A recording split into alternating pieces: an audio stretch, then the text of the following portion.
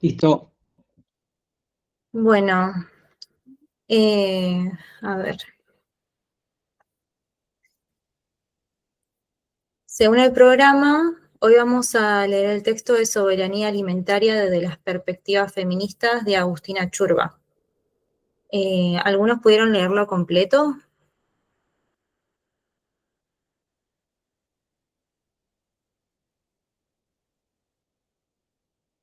Nadie hizo los deberes.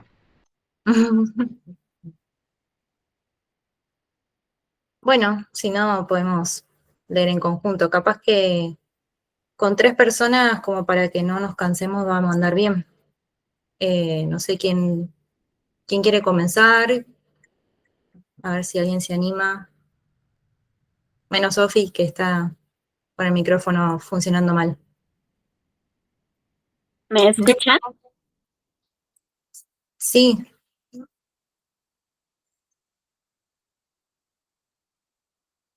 Ay, creo que por ahí te corté, Ana. Si quieres, voy luego de ti.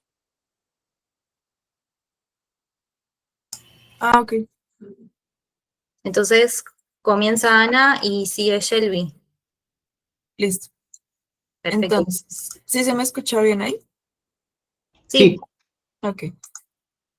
Soberanía alimentaria desde las perspectivas feministas. Agustina Churba. Introducción. El principio de solidaridad intergeneracional apela a argumentos éticos, prioritariamente a la solidaridad que debe existir entre los humanos actuales y futuros, y defiende que debemos garantizarles la estabilidad ambiental que brinde las oportunidades de un desarrollo sustentable, según la Organización de las Naciones Unidas. A su vez, podemos subrayar que deriva del principio 1 de la Declaración de Estocolmo, 1972, que en su parte pertinente establece: el hombre tiene una solemne obligación de mejorar el medio para las generaciones presentes y futuras. Obligación reiterada en Río 92, cuyo principio 3 dispone que el desarrollo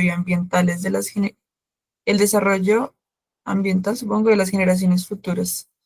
Es claro entonces el vínculo existente entre la solidaridad y el desarrollo sustentable, a tal punto que la primera hace a la nación del segundo. Perdón. Más que abordar la noción de solidaridad intergeneracional, lo que propongo en este trabajo es explorar las relaciones que ella mantiene con la idea de soberanía alimentaria, por la que pelean distintos movimientos al examinar, cuestionar y reclamar respecto de la calidad de los alimentos que en gran proporción consume nuestra sociedad, al interpelar a los grupos sociales por medio de preguntas tales como: ¿quiénes nos alimentan? ¿Quién elige realmente los productos que se encuentran en las góndolas del supermercado? ¿Qué componentes tienen estos alimentos?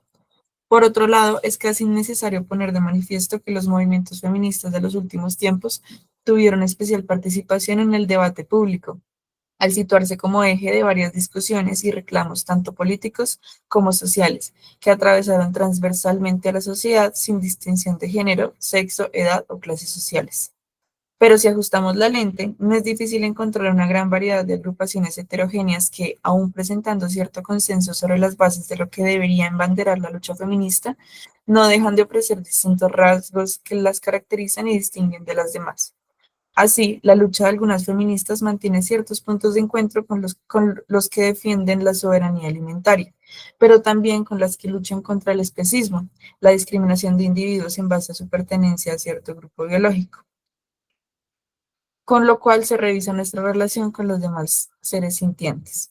No es casual, como veremos, que en la gestación de ambos movimientos hayan participado predominantemente mujeres. De este modo se individualizan dos corrientes: los feministas agroecológicos, o que luchan por la soberanía alimentaria. Al movimiento por la soberanía alimentaria me referiré con las siglas MSA, y los feminismos antiespecistas. Mientras que los primeros se esfuerzan por visibilizar el rol de las campesinas y su protagonismo en la agroecología, en la producción y comercialización de productos, los segundos plantean un feminismo interseccional no antropocéntrico que considere las vivencias de individuos de otras especies oprimidas. Si tomamos como premisa los planes a los que ambos movimientos suscriben, no violencia y libertad, ¿puede haber un lazo entre soberanía alimentaria y alimentación libre de animales? ¿Por qué es relevante leer este posible vínculo en clave feminista? Por último, ¿en qué medida la noción de solidaridad intergeneracional se beneficia de una soberanía alimentaria que rechace el especismo? Estos son algunos de los interrogantes que abordaré a continuación. Segundo, pueblos y reivindicación. El movimiento por la soberanía alimentaria. La expresión soberanía alimentaria se introduce en la Cumbre Mundial sobre la Alimentación, llevada a cabo por la Organización de las Naciones Unidas para la Alimentación y la Agricultura, en adelante FAO, por sus siglas en inglés, en 1996, y la define como el derecho de los pueblos a alimentos nutritivos y culturalmente adecuados, producidos de forma sostenible, y el derecho a decidir su propio sistema alimentario y productivo. En palabras de José A. Segreyes Serrano, el concepto de soberanía alimentaria tiene al menos dos vertientes. Por un lado, el derecho de los productores a tener acceso a la tierra, a poder producir para sus propios mercados locales y nacionales, y a no ser excluidos de estos mercados por la importancia autoconcebida por las empresas transnacionales de la transformación y la distribución. Y por otro lado, el derecho de los consumidores de poder disponer de alimentos sanos, nutritivos, accesibles, culturalmente apropiados y producidos en el ámbito local. Sin embargo, 3 años antes de aquel hecho, es decir, en 1993, se había formado el movimiento de la Vía Campesina, creado por representantes campesinos y campesinas de varios lugares del mundo en Mons, Bélgica, para hacer frente a la globalización de las empresas y a las políticas agrícolas. Dicho movimiento constituye un grupo que nuclea a los pueblos que, desde su parte del mundo, abogan por la soberanía alimentaria. Se autoproclama un movimiento internacional, autónomo, plural e independiente de cualquier afiliación política, económica o de cualquier otra índole, integrado por organizaciones campesinas de medianos y pequeños agricultores, trabajadores agrícolas, mujeres y comunidades indígenas de todos los continentes que defienden la agricultura campesina por la soberanía alimentaria como una forma de promover la justicia social y dignidad, y se opone fuertemente al agronegocio que destruye las relaciones sociales y la naturaleza. El resultado, la Vía Campesina 2017, el resultado es propio. Cabe poner de manifiesto que la soberanía alimentaria y la seguridad alimentaria para este movimiento no son conceptos análogos, sin perjuicio de estar estrechamente conectados. Para la Cumbre Mundial sobre Alimentación, la seguridad alimentaria existe cuando todas las personas tienen en todo momento acceso físico, social y económico a alimentos suficientes, inocuos y nutritivos que satisfacen sus necesidades energéticas diarias y preferencias alimentarias para llevar una vida activa y sana. Sin embargo, según la Vía Campesina, la soberanía alimentaria es el derecho de los pueblos, comunidades y países a definir sus propias políticas alimentarias que sean ecológicas, social, económica y culturalmente apropiadas a sus circunstancias, reclamando la alimentación como un derecho. Por su parte, ok.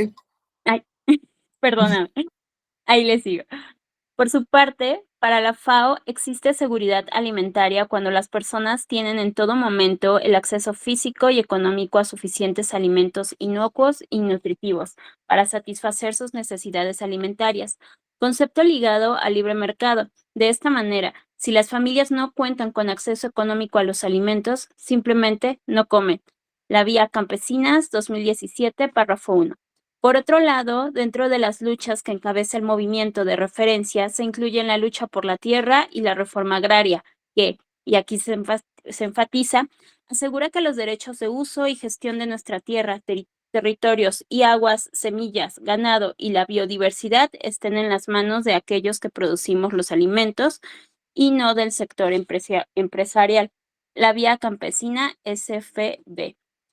Otra lucha iniciada por la Vía Campesina tiene que ver con la promoción de los derechos campesinos y la lucha contra la criminalización de campesinos. Coincide en que hay un aumento en el desplazamiento, la criminalización y la discriminación que afecta a los campesinos a nivel mundial y que las empresas transnacionales continúan con plena impunidad, violando los derechos básicos, mientras que las personas que luchan por defender los derechos de sus comunidades siguen siendo criminalizadas y a veces incluso asesinados. La Vía Campesina SFB. Se explica entonces que la cuestión no radique en su beta alimentaria, sino que camine de la mano de una lucha social de grupos campesinos y trabajadores rurales que son sistemáticamente discriminados por su condición tal y relegados de sus territorios por parte de las grandes empresas. En esta misma línea, el MSA también está atravesado por la lucha de los derechos y por la igualdad de las mujeres, cuyos pilares tienen que ver con la reapropiación de la tierra, la no violencia, el reconocimiento de su rol y trabajo en la agroecología y en la erradicación del patriarcado y las relaciones desiguales de poder. De estas cuestiones me ocuparé más adelante, pero antes corresponde establecer algunas conexiones entre ciertos conceptos para un mejor entendimiento de trabajo.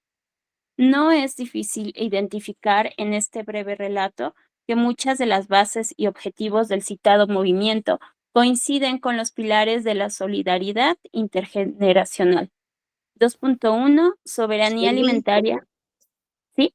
Sí, te interrumpo porque venía leyendo a Ana María.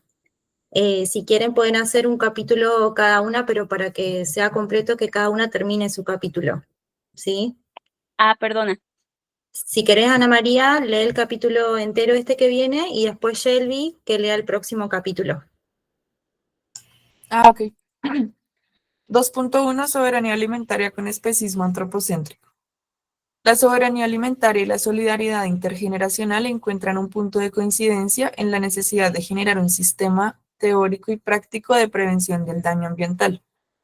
Desde el punto de vista de los MSA, la necesaria transición a enfoques locales, diversos, ambientalmente sostenibles y resistentes al clima, se realiza a través de la implementación de la agroecología. Sin embargo, ellos aparecen atravesados por el especismo antropocéntrico. Iridiani y G. Seibert citan distintas afirmaciones de estos grupos como, por ejemplo, que los cultivos diversificados, las frutas y el ganado enriquecen la dieta y mejoran la autosuficiencia doméstica. Que los cultivos, las frutas y el ganado enriquecen la dieta y mejoran la autosuficiencia doméstica, aliviando la carga laboral de las mujeres. Además, las mujeres del movimiento, que como anticipamos cumplen un rol crucial, aseveran que promueven la preservación de la biodiversidad local y pescan de manera artesanal protegiendo ríos, lagos y mares. De esta forma reconocen a la naturaleza como sujeto de derecho. Sin perjuicio de algunas apropiaciones en el interior del MSA, entienden que los métodos de producción responsables deben promover tanto la protección ambiental como el bienestar animal. Se repite similar lógica en la postura que adopta la FAO, como organismo especializado de la ONU que dirige las actividades internacionales encaminadas a erradicar el hambre, elaboró un informe titulado La larga sombra del ganado en el año 2006, que versa sobre los distintos impactos negativos que la producción de alimentos de origen animal tiene en el cambio climático, en la contaminación atmosférica, degradación de la tierra, el agua y el suelo, y en la reducción de la biodiversidad. No me detendré en su análisis, ya que ha sido abordado por otros trabajos incluidos en la presente obra, a los cuales me remito, pero sí me parece relevante detenerme en las soluciones sugeridas por la organización. Propone que el acceso al pastoreo tendrá que ser restringido y gestionado de forma tal que la ganadería sea un producto secundario y los servicios ambientales el producto primario.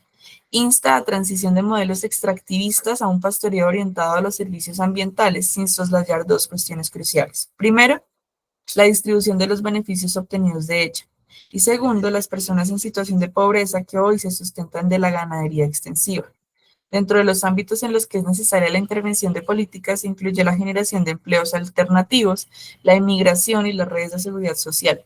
Lejos de desalentar el consumo de carne, el informe de la FAO resalta la importancia de su consumo moderado, al igual que la leche y el huevo en la dieta de los niños para llegar a los valores de una dieta nutritiva.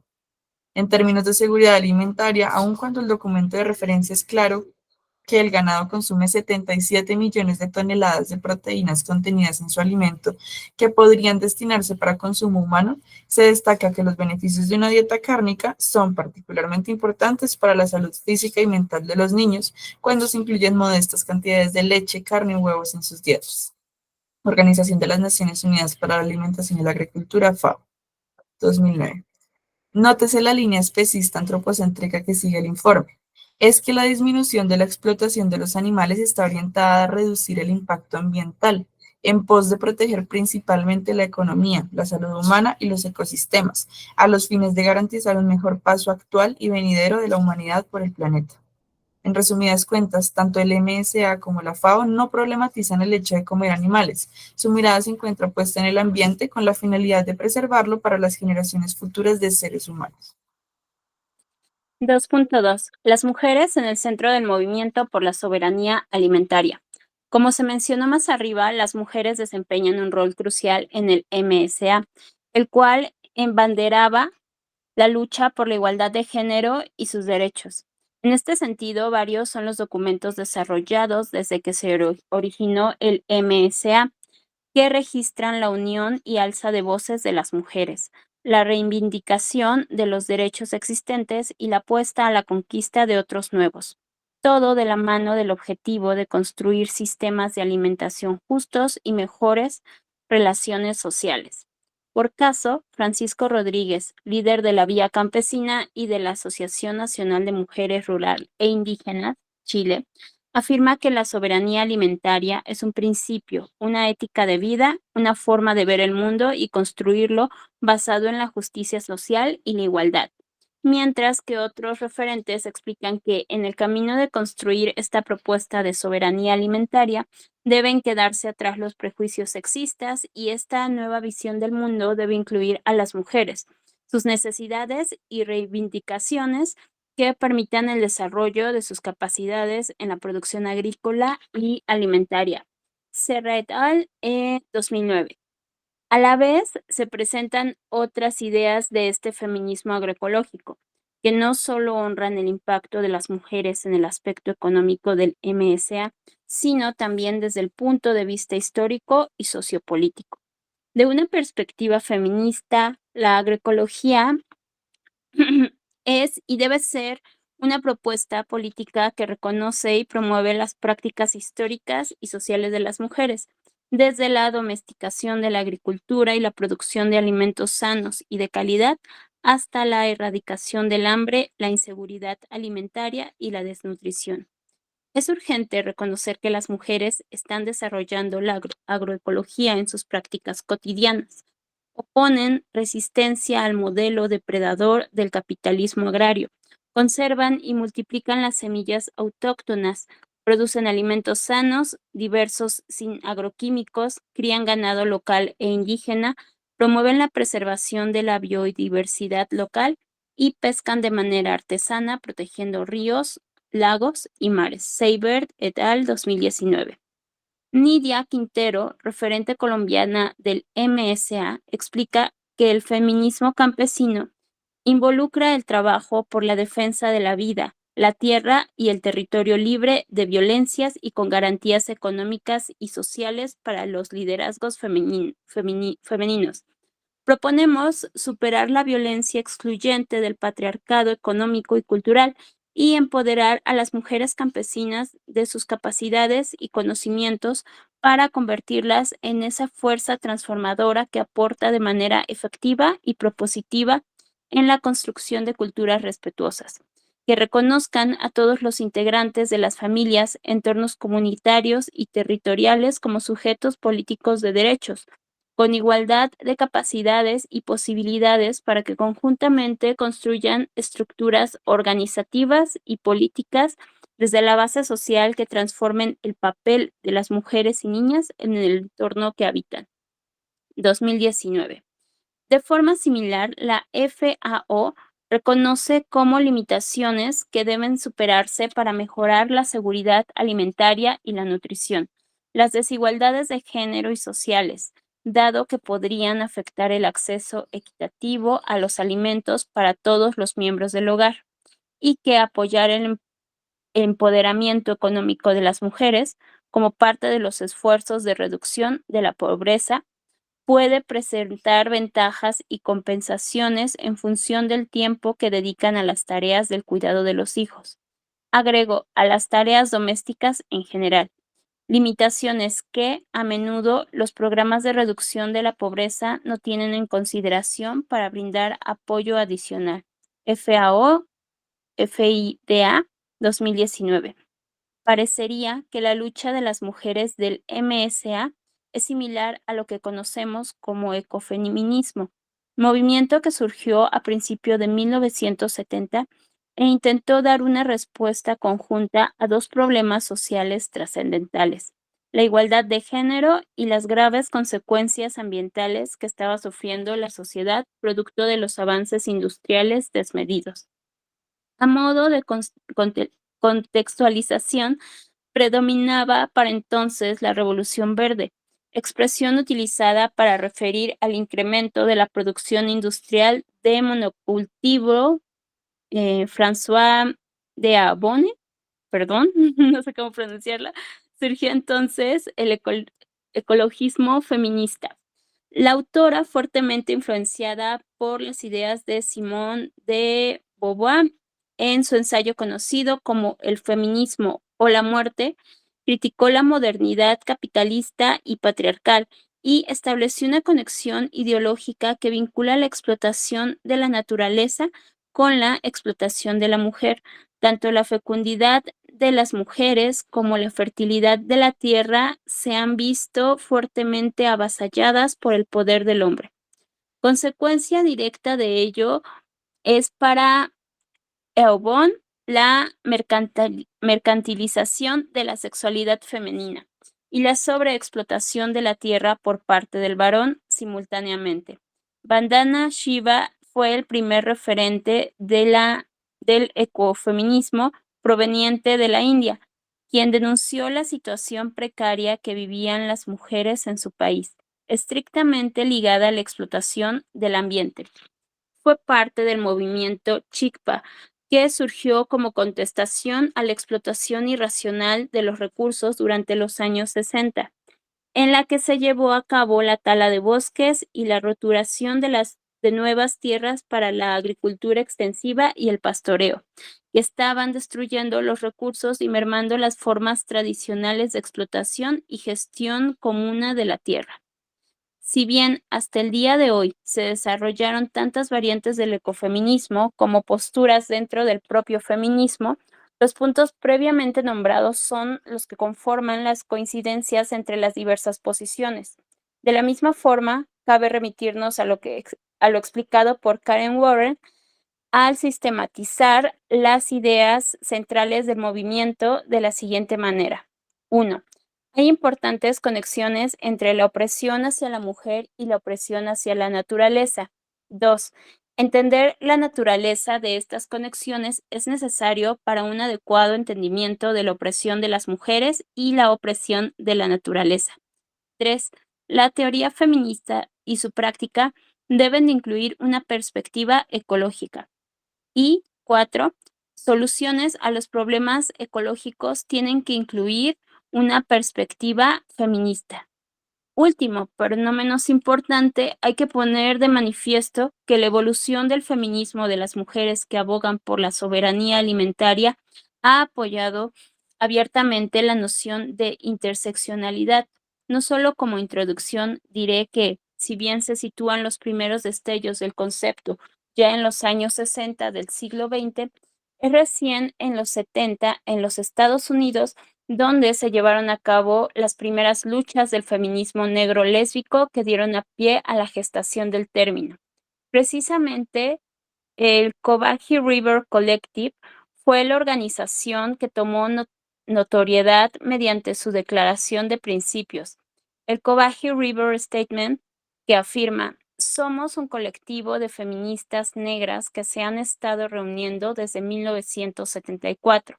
La declaración general de nuestra política en este momento es que estamos activamente comprometidas con la lucha contra la opresión racial, sexual, heterosexual y de clase, y vemos como nuestro particular cometido el desarrollo de un análisis y una práctica integrados, basado en el hecho de que el grueso de los sistemas de opresión están entrelazados, cuya síntesis crea nuestras condiciones de vida.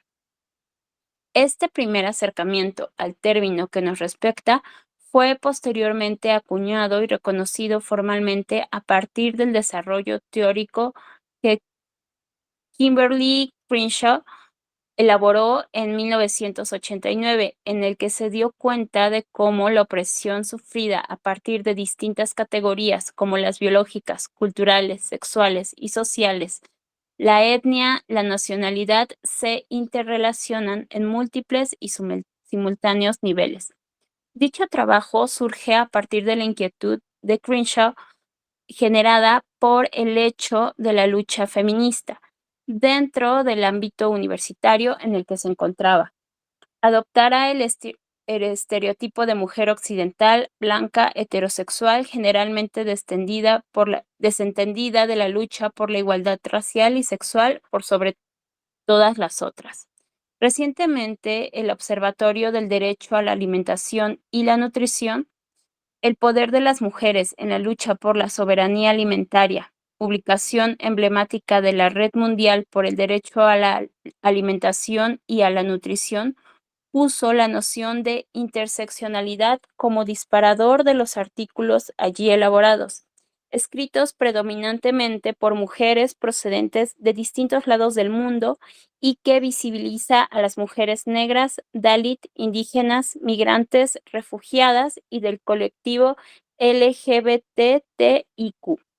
Los ensayos también destacan las luchas individuales y colectivas de mujeres urbanas y rurales, campesinas, trabajadoras, agrícolas, pequeñas productoras, pastoras, pescadoras, consumidoras, solicitantes de asilo, refugiadas, madres, hermanas, hijas y esposas. Sus identidades y posiciones son múltiples, influyen en el tiempo y el espacio, como ponen en evidencia un enfoque feminista interseccional y una perspectiva del derecho a la alimentación y la nutrición de la vida y las experiencias de las mujeres y su relación con la alimentación y su acceso o falta de él a una alimentación adecuada. No están marcadas solo por su género, sino también por su raza, origen étnico, casta, clase, orientación o identidad sexual, ubicación geográfica, urbana, rural, norte-sur, y sus discapacidades, entre otros factores. Woods y Gioia, dos autoras del Observatorio 2019, nos desafían críticamente a no representar a las mujeres como homogéneas. Su diálogo nos pide que situemos las cuestiones de raza y orientación sexual en el centro de nuestro enfoque interseccional.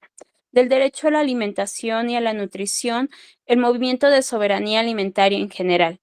Red Mundial por el Derecho a la Alimentación y a la Nutrición 2019.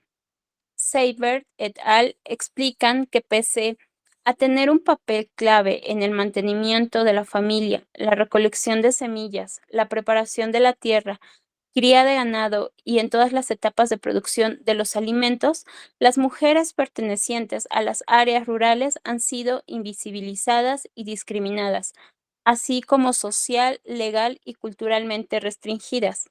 Agregan que las mujeres, 1, tienen un limitado acceso a la tierra en comparación con los varones, los recursos productivos y financieros, así como la educación, salud, mercados, trabajo, entre otros. Y 2, son excluidos de la toma de decisiones de los mercados laborales y sufren explotación sexual y violencia doméstica. Para las autoras, en la intersección de la agroecología y el feminismo, las mujeres constituyen una identidad colectiva como sujetos de derechos que históricamente les fueron negados. Y en orden de anular la opresión patriarcal, es necesario que el feminismo también forme parte de una lucha más amplia para erradicar la raza, la casta, la clase y la dominación de género en todas sus formas.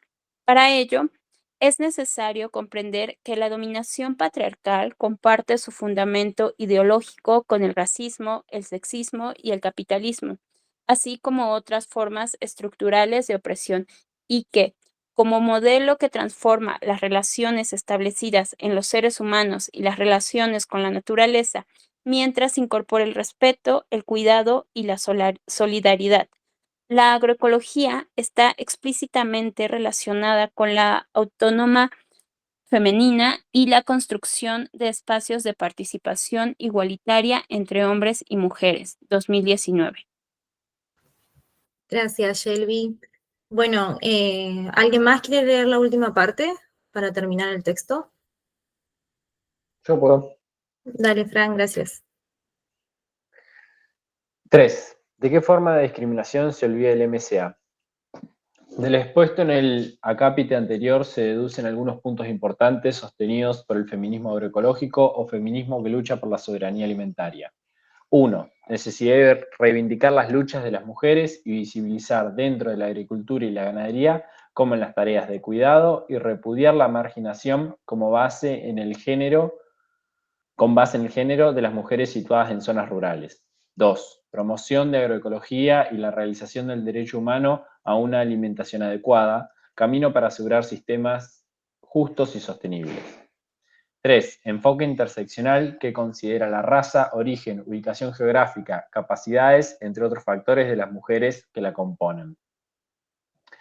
Al hacer referencia a la interseccionalidad explícitamente mencionada por las mujeres del MCA, el ecofeminismo agroecológico muestra la interrelación entre los dualismos, cultura-naturaleza y hombre y mujer, con el fin de superar dicho pensamiento dicotómico.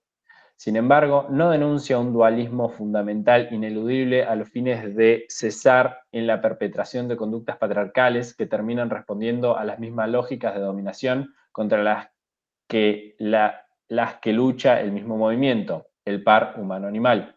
Lejos de desmerecer las batallas lideradas por las mujeres que participan del MCA, ello se debe a que aún hacen caso omiso a una particular forma de discriminación, el especismo.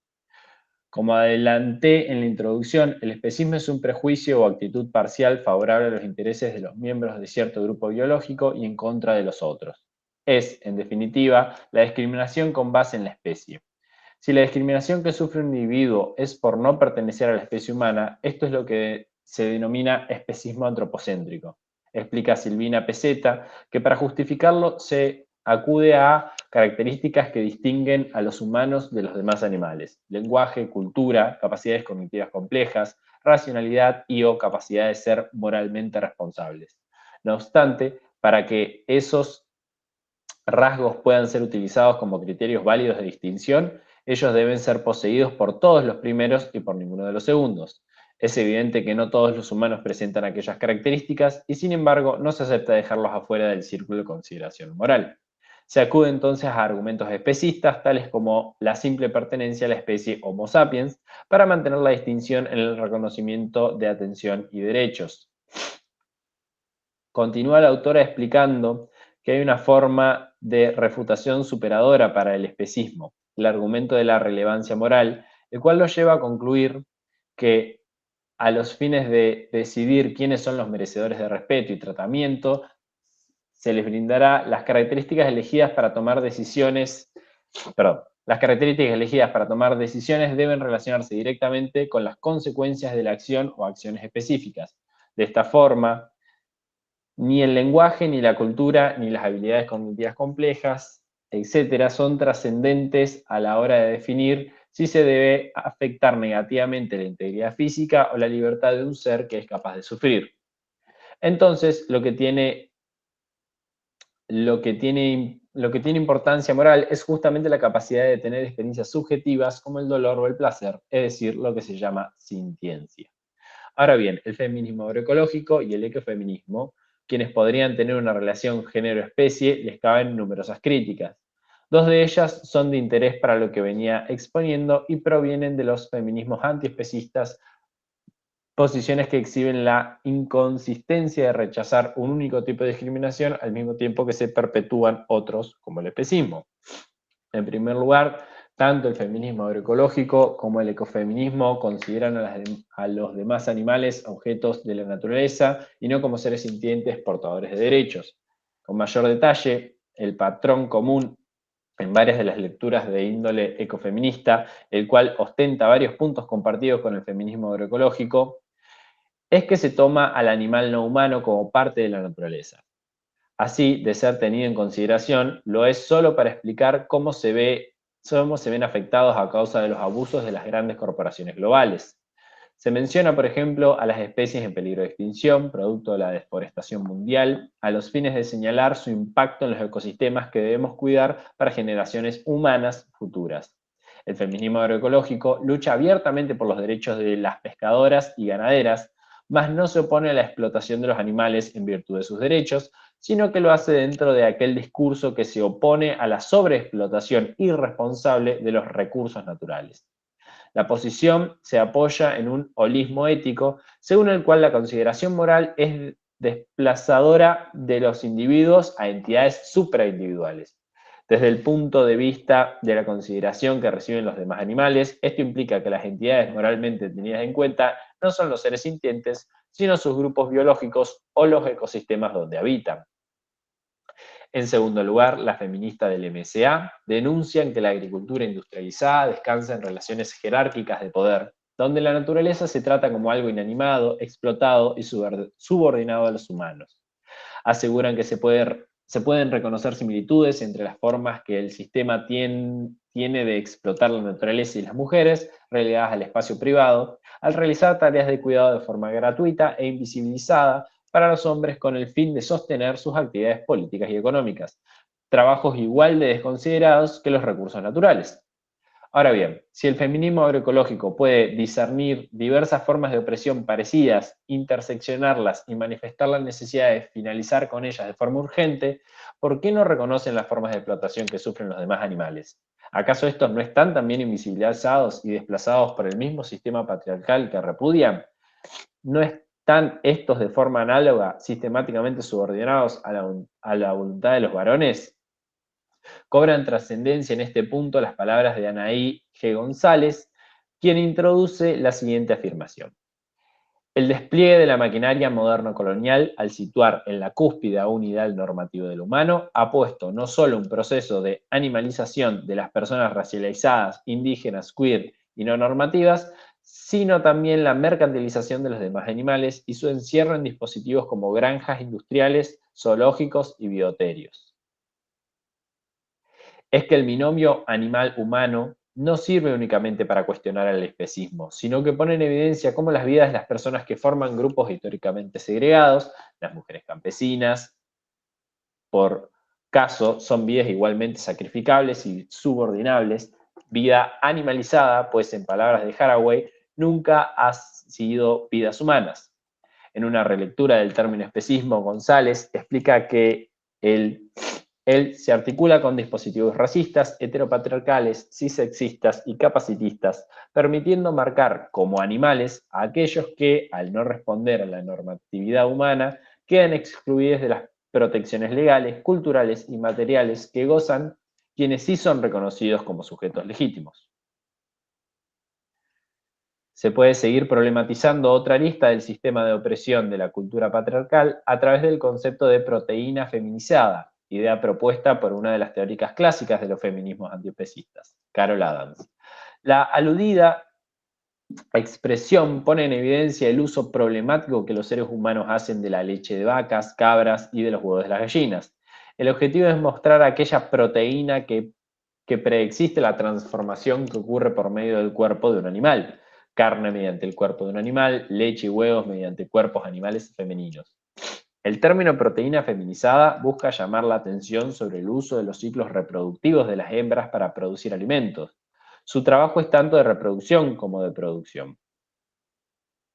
En los casos de las hembras productoras de proteínas, su experiencia se invisibiliza completamente. Los anuncios publicitarios de productos lácteos reconceptualizan las relaciones en la producción lechera como si esta ocurriera entre la vaca y nosotros, y no entre la vaca y su ternero. Un claro ejemplo de cómo se nos presenta la proteína feminizada en la cotidianidad es sin más el modelo de vaca lechera, que en el imaginario colectivo constituye la hembra que produce leche sin intermediarios para consumo humano. Así la proteína feminizada se vende a los humanos y encubre lo que en verdad es la destrucción del vínculo de madre e hijo y constituye una señal de nuestro quebrado vínculo con los animales. Este animal también debería interpelar a las mujeres del MSA. Las hembras en la industria ganadera no solo son doblemente utilizadas, explotadas para la producción de lácteos y posteriormente asesinadas para el consumo humano, sino que hay vínculos maternales que les son negados. A las hembras se las embaraza para que no dejen de producir leche. Si el sujeto de la frase fueran las mujeres humanas, sería cuanto menos criticable que no se refiriera a ello como violación, a la vez que se le extrae la leche 2 o 3 veces por día, pero no se le reconoce el vínculo con las crías. Es sin más la reinstalación de la discusión acerca de la disponibilidad sexual femenina en la que otros toman decisiones por las mujeres acerca de su capacidad de reproducción. 4. Conclusión. Vimos que tanto el MSA como la FAO se mantienen firmes en la importancia de llevar una dieta con productos de origen animal. En cuanto a la consideración que se tiene de los demás animales, aquel organismo deja claro que solo los miden en términos económicos y alimentarios, mientras que, por su lado, en algunos discursos del MSA se dejan ver atisbos de bienestarismo. Simultáneamente, la FAO evidencia la necesidad de registrar las desigualdades de género y sociales para mejorar la seguridad alimentaria y la desnutrición, lo que no es diferente para el MSA, que desde sus inicios atribuyó un rol principal a la participación femenina, cuyos pilares son la justicia social y la igualdad, pero sin descuidar la intersección con otros factores como la raza, la cultura, el posicionamiento social y geográfico, entre otros. Ahora bien, es igualmente necesario el reconocimiento posterior, erradicación de las desigualdades de especie para garantizar el avance de la soberanía alimentaria. Precisamente por esto, los argumentos que sostienen las mujeres del MSA son deficitarios, pues no explican por qué las mismas razones alegadas para producir y para repudiar la sobreexplotación de ellas y la naturaleza no son utilizadas para pronunciarse en contra del especismo. En este sentido, los feminismos antiespecistas ofrecen sólidas herramientas para relanzar la cuestión de la soberanía alimentaria al defender una mayor amplitud en el abanico de sujetos incluidos, tanto en el ámbito de consideración moral, así como por el derecho positivo para su protección. Esto a partir de visibilizar el especismo como forma de discriminación que debe ser atendido por la mirada interseccional del MSA con el objetivo de ser erradicado. Lo expuesto permite inferir la necesidad de abogar por una soberanía alimentaria sin utilización de seres sintientes, de cara a una solidaridad intergeneracional libre de desigualdades de especie. Es que no se puede hablar de una genuina lucha por los valores como la igualdad y la justicia si el movimiento en general, pero sobre todo las mujeres que lo impulsan, continúan reduciendo las mismas lógicas de opresión heteropatriarcales a los que históricamente fueron sometidas. Al fin y al cabo, es necesario no olvidar que cuando se trata de luchar contra la explotación y la subordinación, hay que ser cautos y procurar no incurrir en replicar lo que se pretende eliminar. Bueno, gracias Fran, Ana María y Shelby. Creo que voy a leer las notas, que son muy poquitas, que estaban en el texto, como para complementar.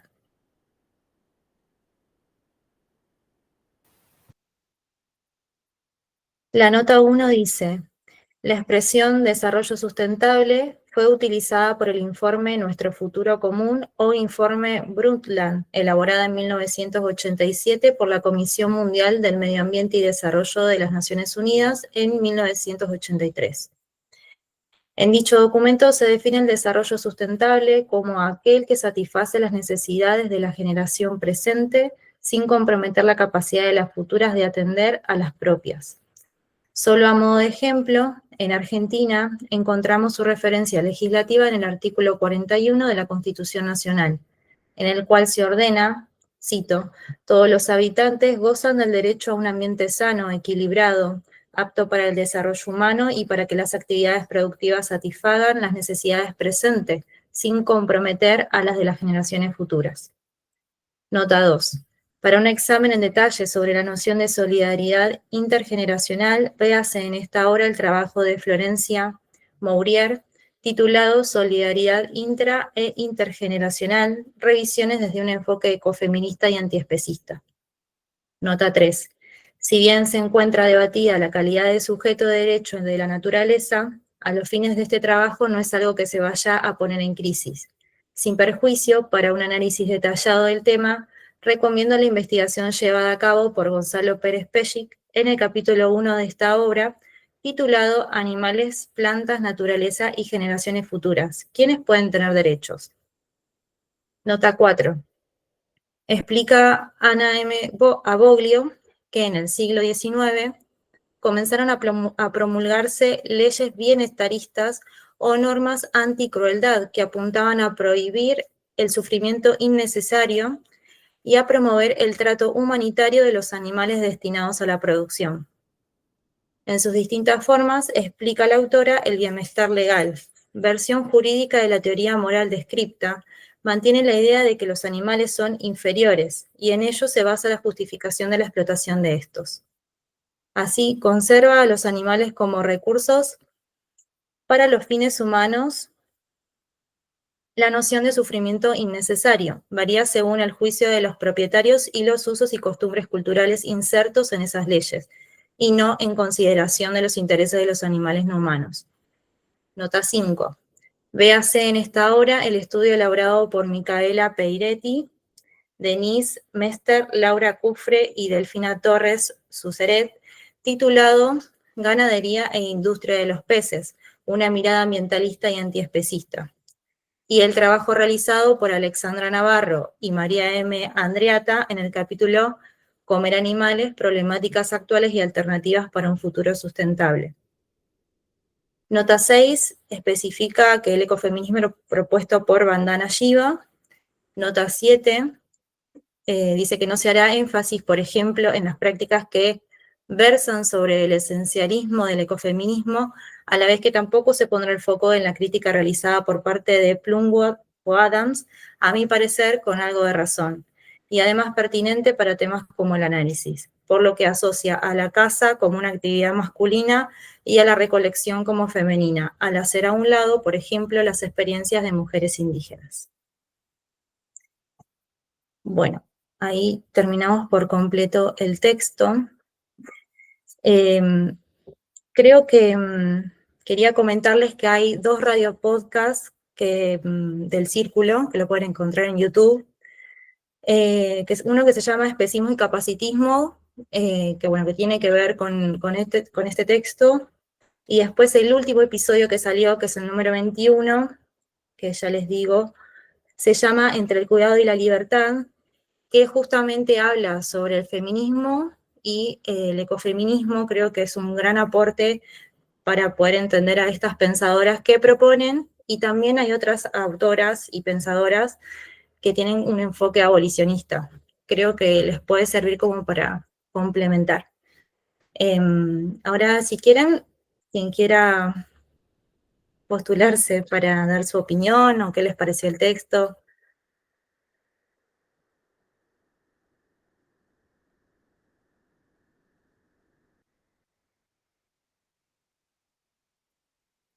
Yo tengo como un comentario, o más bien como una duda y conocer qué opinan. En todo el texto habla sobre que las personas que están involucradas, o la mayoría de las personas que están involucradas en el MSA, tratan de proteger comunidades y dentro de ello territorios, y me estoy imaginando que también algunas costumbres o tradiciones. No sé si dentro de esta conservación y mantener las cosas en función óptima, la cuestión de no incluir a todos los seres sintientes como sujetos de derecho, y por ello también sigan apoyando como prácticas ganaderas. No sé, me surgió tal vez esa idea, que era algo que posiblemente les impidía ver más allá de la humanidad.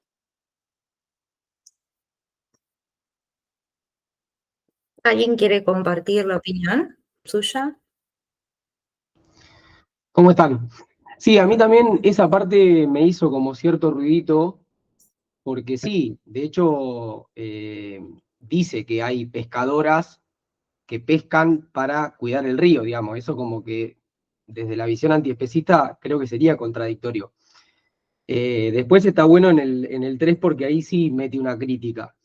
Pero a mí también me hizo ruido eso, como decir, las contradicciones entre comunidades indígenas y la explotación animal. O sea, ¿dónde está la línea, digamos, entre preservar una comunidad nativa con sus costumbres que incluyen explotación animal y una lucha antiespecista? Me gusta después que en el capítulo 3 hace una crítica de eso. Y me pareció también muy interesante, nunca lo había escuchado, el término de proteína feminizada. Me parece también que está bueno, como que nunca había escuchado este término y voy a investigar más porque me pareció interesante. Porque sí, es un llamado de atención a los espacios feministas, o sea, o debería serlo, porque eso, estamos explotando eh, a otra hembra, digamos, por así decirlo. Bueno, eso por ahora. Sí, el término de proteína feminizada está en uno de los textos, justamente del último radio podcast, que, bueno, te lo puedo compartir, pero se tocó ese tema. Yo creo que respondiendo un poco a lo de a ambos, quizás, a Shelby y a Gastón, por el conocimiento que tengo, digamos, porque trabajo con familias productoras agroecológicas, y creo que la mirada apunta a, como dice el texto, a una cuestión más ambiental, al cuidado del suelo, de los recursos, de la alimentación. En Santa Fe hay por lo menos una feria agroecológica que está impulsada por mujeres, y esas mujeres también generan espacios para que otras puedan participar y estudiar y saber acerca de la producción, para por lo menos tener un comienzo, que es un poco lo que planteaba el texto también, ¿no? De esta cuestión que la mujer siempre cae relegada a tareas de cuidado, y bueno, a veces no tiene el manejo de su economía, que es lo que en realidad el feminismo por ahí es lo que plantea. Pero creo que sí, que está bastante orientado a una producción más bien sostenible, de cuidado ambiental, pero no tanto en lo animal, que por ahí es todavía en lo que se tiene que trabajar. Pero bueno, es hablar y difundir, digamos, estos textos que plantean esta problemática. Y también lo que yo veo, esto es una opinión personal, es que la agroecología se maneja por fuera de lo que es el sistema convencional capitalista, que quiere continuar exponiendo la explotación de la naturaleza y de las vías en general. Entonces yo creo que más allá de lo que nosotros defendemos, que obviamente estamos a favor de los animales y de que no sean asesinados ni explotados, ni nada similar, ni oprimidos, creo que es necesario el cambio a la agroecología, a un sistema de producción así, y está siendo actualmente el camino. No sé, las personas que estamos acá, de qué parte de Latinoamérica son, estaría bueno compartir por ahí qué difusión hay sobre el modelo de producción agroecológico, para más o menos también tener un panorama. Pero me parece que es un sistema bastante alternativo, que es lo que también proponían las ecofeministas, como explicaba en el radio podcast, acerca de también en lo que es la cuestión de derecho moral, como plantear una alternativa también desde ese lugar, porque evidentemente, y sigo insistiendo que es mi opinión, el capitalismo no nos considera, digamos, no nos considera ni a nosotros como personas, ni a los animales, ni a la naturaleza como tal. Entonces me parece como que va por ahí, como buscar crear una nueva alternativa, y la agroecología es una gran propuesta. No sé si alguien más quiere compartir.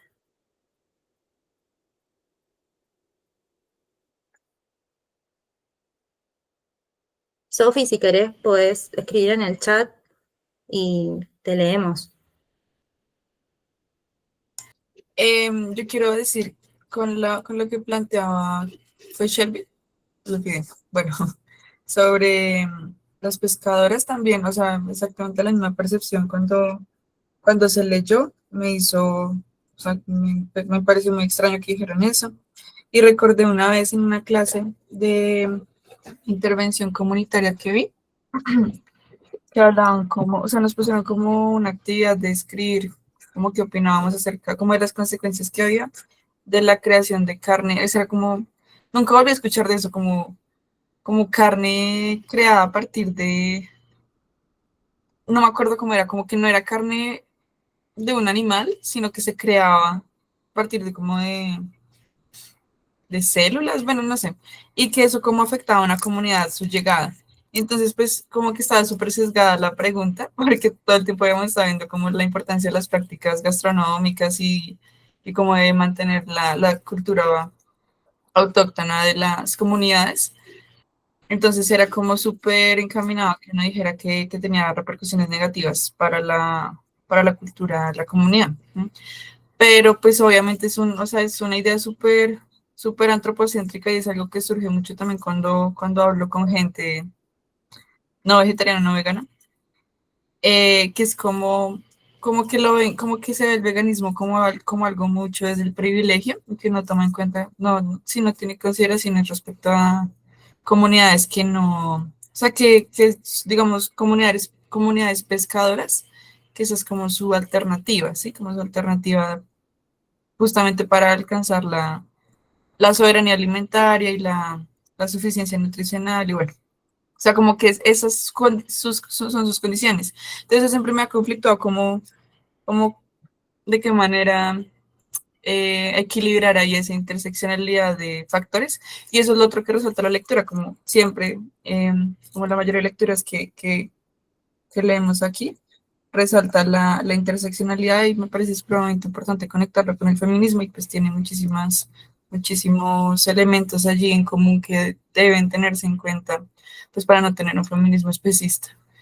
Eh, y también me impactó lo de la FAO, como esa política que tenía la FAO de que se tenía que tener cierto consumo de carne, de huevos y de leche en los niños para una adecuada salud física y mental. Es como súper impactante la desinformación, o sea, como la organización más grande respecto a la producción de alimentos y de seguridad alimentaria y que estén promulgando esa información, eso me hace increíble, pues también lamentable. Y ya, era eso.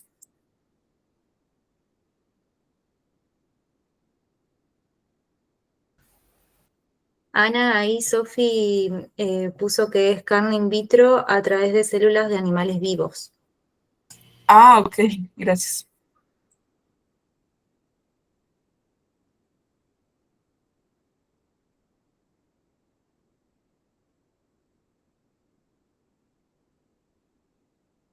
¿Alguien más quiere comentar qué le pareció el texto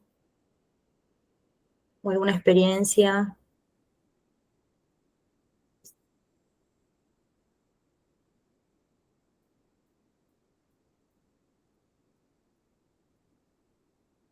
A mí, con lo de los peces, acá hay algunas personas que viven lejos, digamos, de lo que es la ciudad de donde estoy. Y por ahí no viajan a la ciudad a comprar, digamos, como que tienen una vida bastante rural, llamémosle, y también sucede eso de que comen lo que siembran y bueno, en este caso, digamos, los animales los peces que pescan.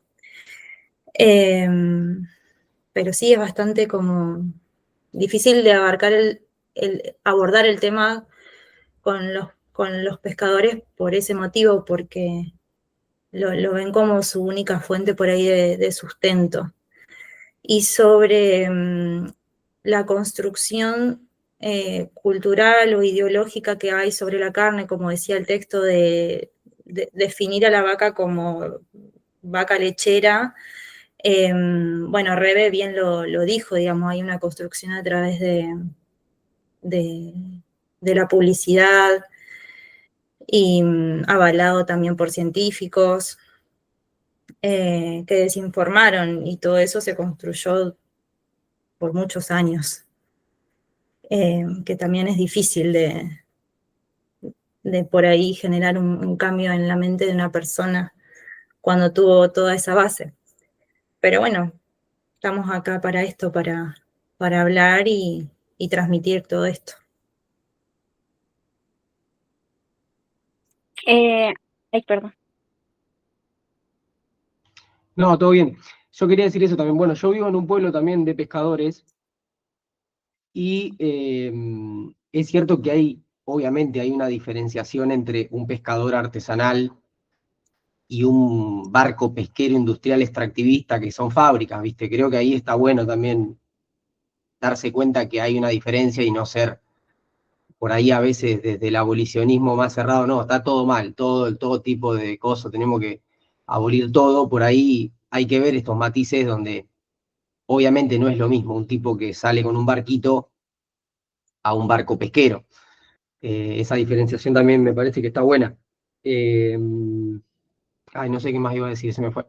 Pero bueno, ahora sí me acuerdo, lo digo.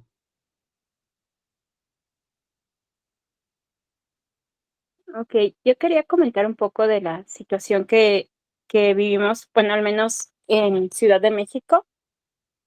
Muchas veces los productos agroecológicos tienen precios diferentes o y se ven como algo como de un privilegio económico. Entonces, ese también es un tema para que las personas acepten el poder cambiar a estos sistemas de producción, porque inherentemente piensan que el costo va a aumentar.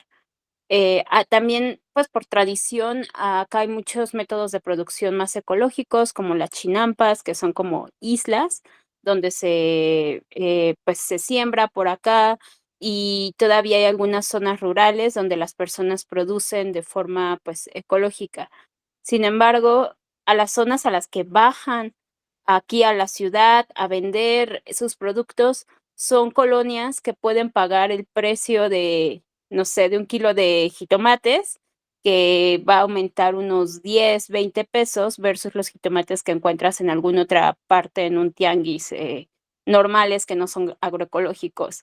Entonces, esa es una barrera, bastante interesante, pero cuando le sumas, esta parte antiespecista de no consumir a los cuerpos de alguien más, de no explotarlos, dejan de ver el discurso de igualdad y de justicia y de liberación, y voltean a relacionarlo directamente con una persona que habla desde sus privilegios y que puede pagar, los nuggets que están hechos de soya orgánica de 400 pesos versus los nuggets que se podrían, comprar con otros precios. Entonces, pienso que esa es una barrera enorme para las producciones y para poder como hacer esta parte agroecológica enorme, y aparte le sumas como la cerecita de la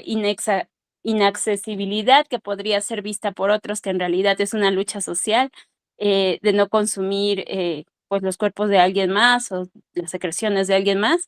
Y creo que por eso es una forma de acercar al veganismo muy complicada, no diría radical, porque es lo mínimo que deberíamos de estar haciendo, ¿no?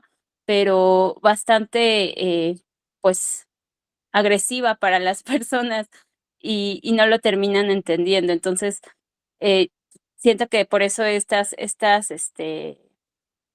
pues, este movimiento como más agroecológico, feminista, antiespecista, puede ser un tema difícil de propagar o de conversar, porque son demasiadas barreras para poder introducirlo en una conversación casual, un domingo de café con tus compas, ¿no?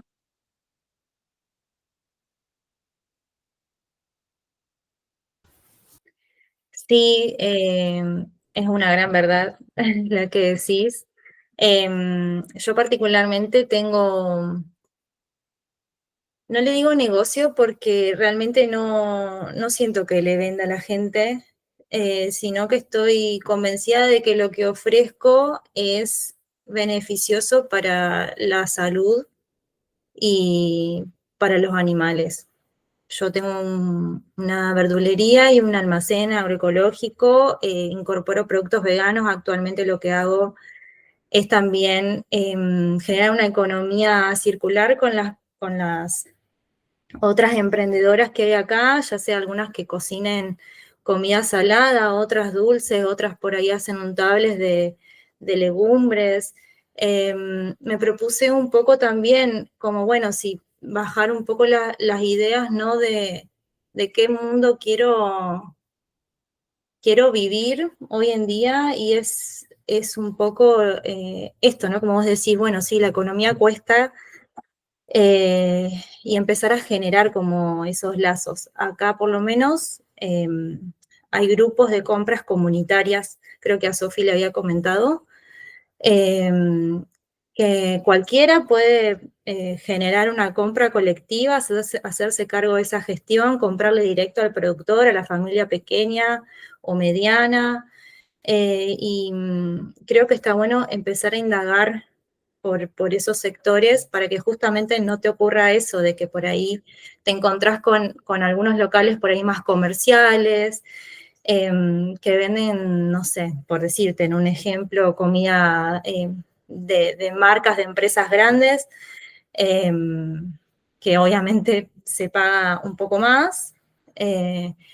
Pero bueno, dentro de otros grupos más pequeños lo que podés conseguir es justamente, no sé, tu vecina que por ahí haga o elabore comida y le aportas a la economía de ella, y vos también, digamos, te beneficias de eso. Creo que hay alternativas, pero porque las vivo, y igualmente lo que plantea el texto es que cada persona, digamos, nace en, una, en un sector geográfico eh, con una economía mal, ya ni sé si se puede decir medianamente bien. Entonces también comprendo a lo que abordas, digamos, pero sí me parece interesante que busques, seguramente hay. eh, Podemos igual armar en el grupo, quizás hay otras chicas o chicos de ahí de México que tengan la info, y eso está re bueno compartirlo también.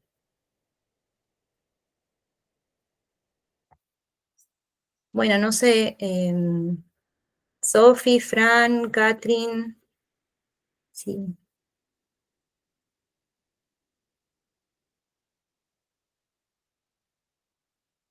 Bueno, Gastón.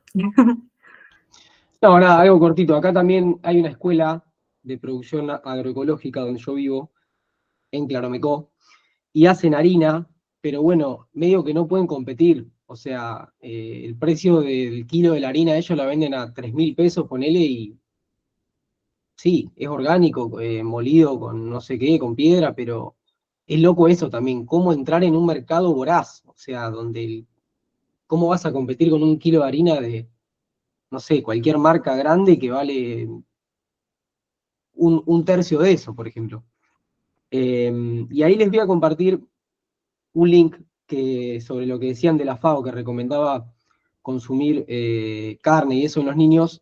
Hay o sea, la nueva guía alimentaria de los Estados Unidos pone a las legumbres como las proteínas número uno.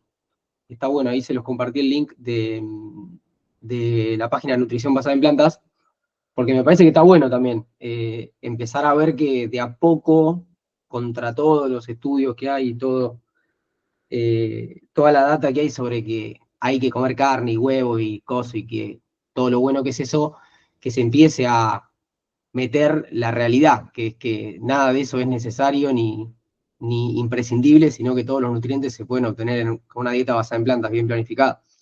Así que bueno, les quería compartir eso también. Buenísimo, Franci.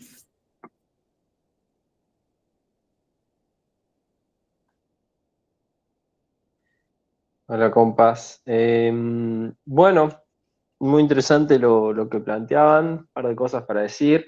La primera, bueno, el texto habla de este estudio de la FAO. O sea, la FAO es una organización muy grande y hace mucha recopilación de información y demás.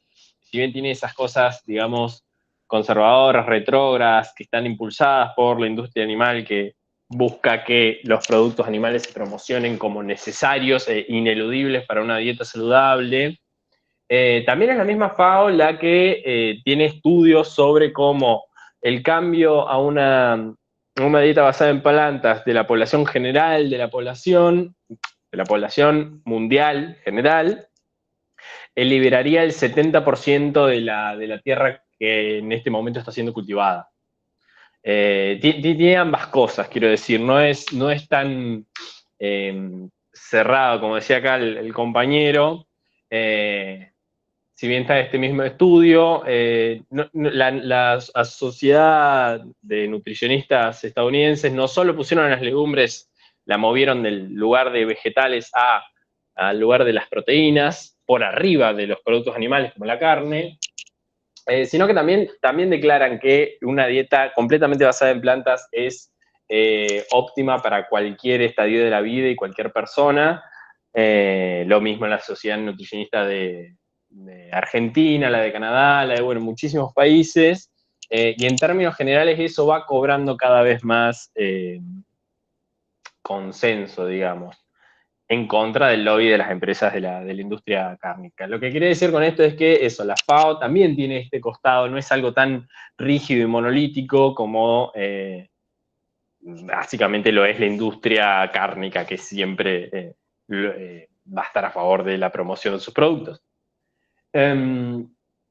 Eso por un lado. Después quería mencionar lo que decía el compa, que también es re importante, y sobre todo cómo se nos complica en hablar con personas que vemos o concebimos como que están en una situación de mucha vulnerabilidad y entonces donde se les cuesta más concebir una alimentación basada en plantas, concebir el respeto a los animales justamente por esa imposibilidad o por esa percepción de imposibilidad.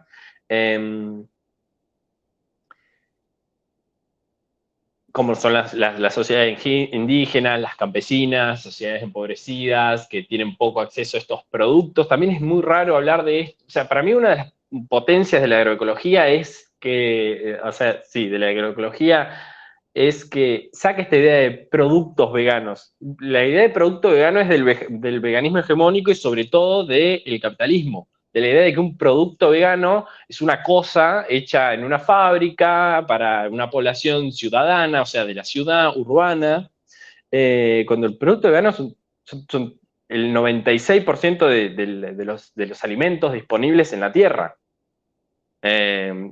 Y de hecho el 98% producido agroecológicamente. Sí hay producción de miel agroecológica y sí hay producción de carne y leche agroecológica, pero es un porcentaje muy mínimo. La agroecología está fundamentalmente basada en productos vegetales, en su mayoría. Entonces, esa idea, incluso para nosotros no reproducir esta idea de productos veganos, que son eso, es mercancía capitalista, cooptando nuestra lucha para vender un producto. Cuando nosotros tenemos que hablar de alimentación basada en plantas, que es el 96-98% de la alimentación general disponible en el planeta hoy, que podría ser más todavía. Me quedo con eso. Me quedo ahí. Gracias.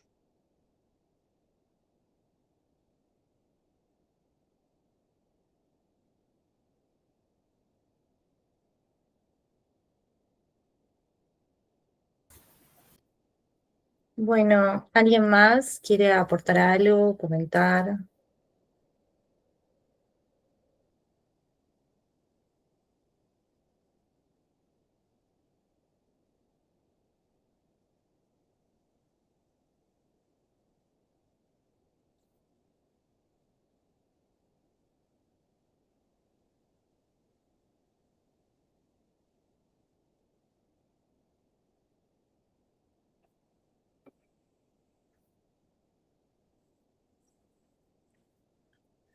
Bueno, no quería agobiarlos, pero si no hablan ahí, digo, las otras dos cosas que quería decir. ¿Qué era esto que decía el compa de, no es lo mismo la enorme barco pesquero industrial extractivista, que seguro es de capitales extranjeros, con el pescador que tiene un botecito y pesca muchísimo menos, y los mata igual, los animales son torturados igual, son ahogados igual, pero por supuesto que no es lo mismo, y es clave que nosotros reconozcamos esa diferencia. Pero entonces empecemos a discutir qué quiere decir reconocer esta diferencia, porque para mí en ningún sentido tiene que decir cómo uno está bien y el otro está mal, porque como antiespecistas deberíamos reconocer que el especismo habita en ambas prácticas, sino es el approach, el cómo vamos a hablar o cómo vamos a hablar de esas prácticas, ¿sí? Porque en un lado, el de la pesquera internacional, industrial y extractivista, hay que echarla, porque ni siquiera son pertenecientes a nuestros territorios, ¿sí? En cambio, el pescador es un nativo de nuestro territorio, es un hermano nuestro que vive con nosotros, o sea, quiero decir, yo no vivo en este momento en una ciudad pesquera, pero en una ciudad costera o en una población costera, pero en el caso de que sé que varios de ustedes sí, es también su vecino, ¿no? De su compañero, se lo cruzan en la verdulería o en otros espacios porque es su vecino. En cambio, al dueño del barco industrial pesquero, no, porque de hecho no está ni en el territorio, solo pone el financiamiento, pero vive en Nueva York, qué sé yo, en algún paraíso fiscal. Entonces, reconocer un poco esta idea de que si es una persona que tiene un barco y sale a pescar y vive un poco de eso, reconocer también sus condicionamientos materiales, no su imposibilidad, no decir como que creo que es algo que decía Evelyn, como formas hay alternativas, siempre hay alternativas posibles. Pero sí hay que ser honestos respecto de, bueno, ¿y qué posibilidades hay de agarrar esas alternativas? ¿Qué tan a la mano las tienen?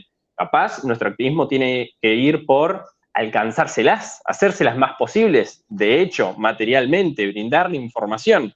Cuando a la pesquera industrial no le quiero brindar ninguna información, la quiero echar.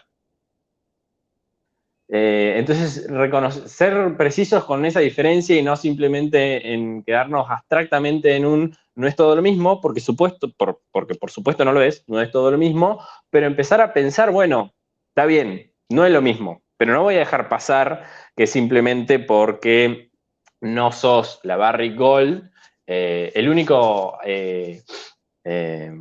muerte que me interesa son las muertes producidas por el barco pesquero industrial. No, a mí me interesa que se dejen de matar a todos los peces. Me interesa que la pesca sea cancelada como práctica en general porque es una práctica de asesinato. Como antiespecistas reconocemos eso. Pero también reconocemos la diferencia en la que buscamos esa cancelación de la práctica. Bueno, ya. Genial. Eso igual, o sea, recontra coincido, creo que se da en estos espacios, porque en otro espacio, digo, del palo más abolicionista full, no se da ni esa discusión, creo. O sea, bueno, por eso estamos acá, creo. Por eso valoramos estos espacios. Pero bueno, genial. Tal cual, a mí el otro día me pasó con una chica que vino a buscar unos arándanos y nos pusimos a hablar de sus productos. Me dice, ay, ¿puedo traerte unos productos, no sé qué, y creo que me ofrecía eh, como leche de tambo y ese estilo, y bueno, yo le expliqué, digamos, por qué estoy en desacuerdo, y escuchó en un momento palabra vegana, creo que fue, o hablamos así como de pasada veganismo, y como que ya se atacó, ¿viste? Entonces, también hay un activismo que predomina dentro del veganismo que considero que asusta que les asusta a las personas a hablar con nosotros y por ahí eso también es contraproducente. Porque cuando queremos intentar comunicar otra forma, que es como la que estamos haciendo acá, desde una mirada antiespecista y no abolicionista, considerando todas estas cuestiones que estamos planteando, se torna difícil cuando ya por ahí hay una visión sobre les veganes en general que nos pone como una pared para realmente poder hablar con la persona. Y sí, estoy de acuerdo con Fran de que creo que todos quienes estamos acá estamos obviamente pensando en comunicar que no se necesita explotar ni matar animales para vivir básicamente, pero considero que el texto justamente pone en consideración esto que hablamos, ¿no? De la persona que vive lejos de las ciudades.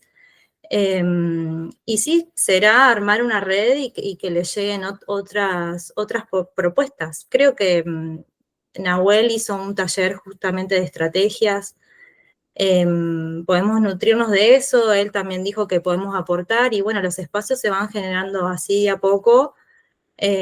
Por eso está bueno como Shelby planteaba, ¿no? De que quizás ella quiera llegar a consumir agroecológico, que es muy distinto a un producto orgánico. Lo orgánico está certificado, tiene más plata puesta, por ende es un producto más caro. Pero bueno, que ella pueda expresar en el grupo, que sea un grupo abierto donde ella pueda decir, alguien de México conoce a tal productor, estoy necesitando tal cosa y que se le pueda dar la herramienta.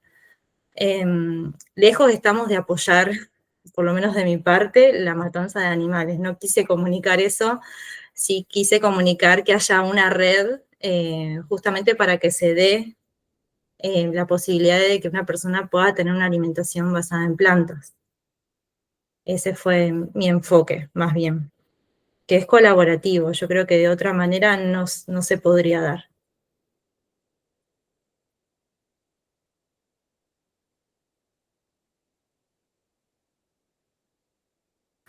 Bueno, chiquis, son 9:30 de la noche, acá por lo menos en Argentina. No sé si hay más aportes, si les gustaría comentar algo, y si no, bueno, queda grabado. Les recomiendo esos 2 radio podcasts que tienen mucho vínculo con el texto de acá, que acabamos de leer. También el curso que hizo Nahuel de estrategias, como para que lo sigamos por WhatsApp, quizás en el grupo, y podamos compartir también. Así que bueno, no sé si tienen algo más, si no nos saludamos y nos vemos el martes que viene.